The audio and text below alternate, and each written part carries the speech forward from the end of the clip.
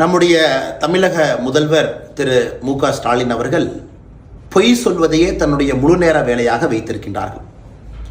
அவர் முதலமைச்சரான பிறகு எவ்வளவு பொய் சொல்லியிருக்காருன்னு பார்த்தீங்கன்னா, அந்த குற்றங்கள் அடுக்குனீங்கன்னா அதுக்கு நீங்கள் பக்கத்தை வைத்து நிரப்ப முடியாது.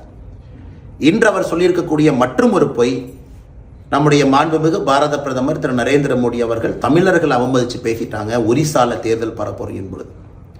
இது முதலமைச்சருக்கு சரியாக படிக்கிறது இல்லை, யாரோ எழுதி கொடுத்ததை பார்த்துட்டு இன்னொருத்தர் கொடுப்பாரு, யாரோ அறிக்கை டைப் அடித்து அவர் ட்விட்டரில் போட்டிருப்பாங்க. அதனால் இந்த பதிவு குறிப்பாக தமிழகத்தினுடைய முதலமைச்சர் திரு மு.க. ஸ்டாலின் அவர்களுக்கு அவருக்கு என்னென்ன முதல்ல தெரியணும், அவருக்கு முதல்ல புரிஞ்சாதான் அவருக்கு இருக்கிற அட்வைசருக்கு சரியாக சொல்லி அவங்க கரெக்டாக அதை ட்விட்டர்லாம் கரெக்டாக எழுதுவாங்க. மாண்புமிகு தமிழக முதலமைச்சர் திரு மு.க. ஸ்டாலின் அவர்களே ஒரு விஷயத்தை நீங்கள் புரிஞ்சுக்கணும். இந்தியாவை பொறுத்தவரை இந்தியாவுடைய பிரதமராக யார் வரணுமோ இந்த நாட்டில் பிறந்திருக்கணும், இந்த மண்ணின் மைந்தராக இருக்கணும். அதான் அரசியலுடைய அடிப்படை அம்சம்.